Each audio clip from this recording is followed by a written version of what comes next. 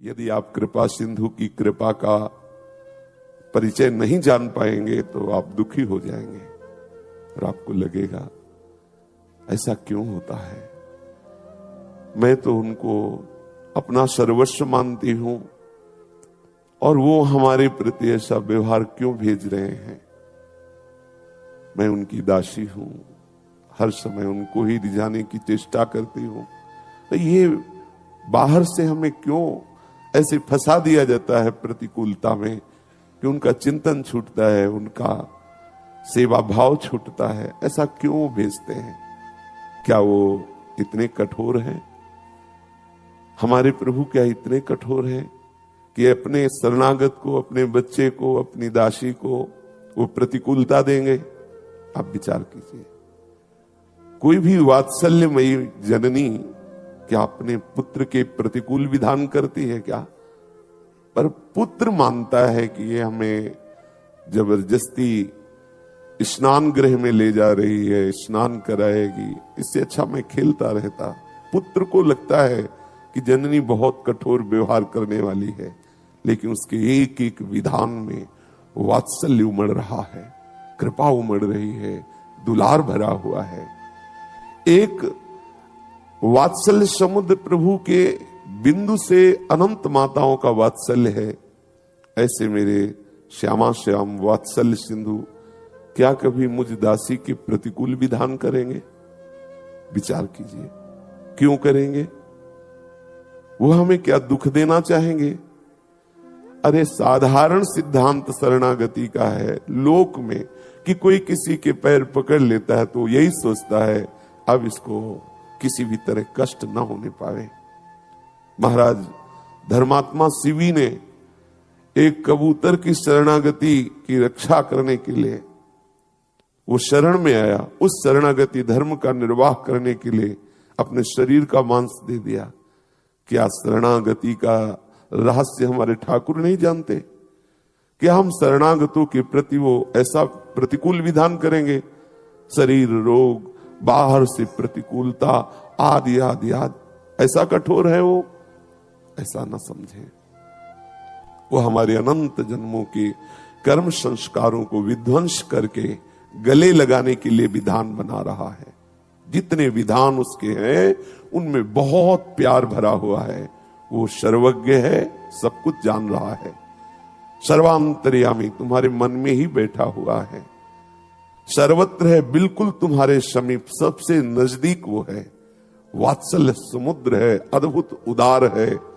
विश्वास कीजिए, प्रत्येक विधान में उस महामंगल पर हम अल्पज्ञ हैं, एकदेशी हैं, सीमित विचार वाले हैं। इसलिए उस असीम प्रभु के विधान को हम प्रतिकूल मान बैठते हैं। केवल प्रभु पर दृष्टि रखो, केवल श्यामा श्याम पर दृष्टि रखो, कोई भी विघ्न तुम्हें परास्त नहीं कर पाएगा। व्यक्ति पर दृष्टि रखा तो वो विघ्न नजर आएगा, और अगर तत्व पर दृष्टि रखा तो आनंद आएगा। हमारे हृदय में उत्साह होना चाहिए प्रभु के विधान में राजी होने का। बिल्कुल सच्ची मान लीजिए, यही हम कहीं न कहीं कमजोर हो करके अन्य चिंतन करने का अवसर दे देते हैं। हमारे पास समय ही नहीं है कि हम किसी के व्यवहार का चिंतन करें, वो हमारे साथ ऐसा क्यों करता है, उसको ऐसा नहीं करना चाहिए। हमारे पास समय नहीं है। छोड़ दो प्रभु के ऊपर, वही होगा जिससे आपका परम मंगल विधान प्रभु ने रचा है। उसके अलावा हो नहीं सकता। हो ही सोई जो राम रचि राखा, को करी तर्क बढ़ावई शाखा। अब अस कही जपन लगे हरि नामा। यह है विश्राम भूमि, जहां कोई बात आपको फंसाने लगे, बाहर का कोई दृश्य, बाहर का कोई व्यक्ति आपको फंसाने लगे, तत्काल आप नहीं, हरि स्मरण में, प्रिया प्रीतम के स्मरण में इतने तन्मय हो जाओ, वो भूल जाओ। वो आपको केवल प्रश्न भेजा गया है। अगर आप भूल गए उस बात को, आगे बढ़ गए, तो आप ऐसी भूमिका में पहुंचेंगे कि आपको कोई परास्त नहीं कर सकता। विश्वास मानिए, ये जीवन में आपके आएंगे। यदि नहीं आ रहे तो अभी भक्ति उस कोटि की ही नहीं हो रही है। हृदय जलन से युक्त हो जाए, बड़ी पीड़ा हो जाए, बाहर व्यवहार प्रतिकूल हो जाए, ताप समस्त राग विध्वंस हो जाते हैं। और ये प्रसाद मिलता है। यदि नहीं मिल रहा है तो इंतजार करो, इसी प्रसाद में संपूर्ण संस्कार भस्म होते हैं। अंदर से आग लग गई है। अब हमारे हृदय में ये आग केवल प्रिया प्रीतम के मिलन से ही, दूसरे किसी उपाय से नहीं। और बाहर जिधर देखो उधर छल कपट, नाना प्रकार के द्वंद्व, नाना प्रकार का दुराव। इसलिए बाहर कहीं भी फंसना नहीं। पाए जान जगत में सब जन कपटी कुटिल कलयुगी टंच, सबसे उदासीन होना पड़ेगा। कृपा को जब आप आश्रित होकर के पहचानेंगे तो हर विघ्न आपको उत्तम भूमिका में विराजमान करने के लिए भेजा गया है। बिना इस विघ्न के आप ऊपर चढ़ ही नहीं सकते।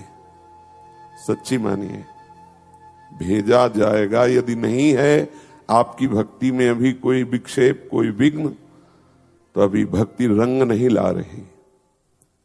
जिस दिन आपकी भक्ति में रंग आना प्रारंभ होगा, उस दिन ऐसे प्रश्न सामने उपस्थित होने लगेंगे, आंतरिक और बाह्य, जो आपको लगेगा अगर ये विघ्न ना होता, ऐसी वृत्ति ना होती तो हमें बहुत आनंद होता। लेकिन आप चूकिएगा नहीं। वो आपको भूमिका से ऊपर उठाने के लिए आया है। उसे ऐसा ना मान लें कि ऐसी परिस्थिति बदल जाए तो अच्छा होता। ऐसी मांग ना करें। जोई जोई प्यारो करे, सोई मोहि भावे। प्यारे, तुम जैसी भी परिस्थिति में मुझे रखोगे, आपके कृपा बल से मैं आपका विस्मरण नहीं होने दूंगा। मैं आपकी रसरीति से एक पल भी विलग नहीं होऊंगा, आपकी कृपा बल से। फिर आप देखिएगा कि आपको ऐसी रसमयी स्थिति प्राप्त हो जाएगी कि हर विघ्न आपके लिए आनंद वर्धक होगा। हृदय शीतल होता चला जाएगा। हृदय में एक ऐसी विशाल महानता उनकी कृपा से उतरेगी कि कोई भी आपको विक्षेप नहीं डाल सकेगा। हम शास्त्र का आश्रय, साधन का आश्रय, संतों का आश्रय इसीलिए लेते हैं कि हमारी संपूर्ण चित्तवृत्ति श्यामा श्याम के चरणों में तन्मय हो जाए। हमारा लक्ष्य श्यामा श्याम। जब तन्मय हो जाओगे तब आपको पता चलेगा सब श्यामा श्याम ही हैं। पर जब तक श्यामा श्याम से ऐसी अनन्य प्रीति नहीं होगी, तब तक आप सच्ची मान लीजिए, कोई आपके प्रेम का आदर करने वाला नहीं मिलेगा। आप चाहे जो कुछ करके देख लीजिए, आपका हृदय विश्राम नहीं प्राप्त कर पाएगा। आपको क्षोभ होगा कि मैंने सब कुछ दिया, लेकिन आज भी संशय, आज भी ये कि ये मेरा नहीं है, आज भी ये कि कहीं ये मेरे से हट ना जाए, मैंने तो सब कुछ दे दिया इनको। ये आपके अंदर क्षोभ होगा और ये क्षोभ आपको भगवत चिंतन नहीं करने देगा। फिर आप निराश होने लगेंगे। ये सूक्ष्म विषय अंतःकरण का है, हृदय का है। यदि आपने गोरे सांवले चरणारविंद के सिवा कहीं भी आश्रय लिया तो ये आपको होगा। बस एकमात्र उनके चरण प्राप्ति के लिए हमारा संबंध है। एकमात्र उनके चरणों का सतत चिंतन बना रहे, इसलिए सानिध्य है। हमारी प्रीति का विषय केवल श्यामा श्याम है। जब ये बात रहेगी ना, तो पूरा विश्व आपको छोड़ दे तो भी आप कभी अकेले नहीं होंगे, निराश नहीं होंगे। नहीं, ऐसी स्थिति आ जाती है कि आप क्या करें, हम तो इनके ही सहारे थे, हमारा तो सर्वस्व ये ही थे, अपने प्राण समर्पित कर दिए और ये हमारी तरफ देखते भी नहीं, हमें ठुकरा दिया। हमारे ऊपर इनको विश्वास ही नहीं कि मैं इनका हूं, अब क्या करूं। आप निराश हो जाएंगे। एक बार ऐसी स्थिति आएगी कि फिर आपको लगेगा कि अब क्या करूं, इन्हीं के सहारे था। कभी धोखे में मत रहना। यदि आपने गोरे सांवले चरणारविंद का आश्रय लिया है तो उस समय भी आप आनंदित रहेंगे, है ना प्रिया प्रीतम। इस रूप में अभी तक दुलार करते रहे, लेकिन वो हमारे समीप है। भले ये सारे रूप चले जाए, पर वो रूप तो है ना जिसके लिए हमने संबंध बनाया था, जिसके लिए हम अपना माने हुई थी। ये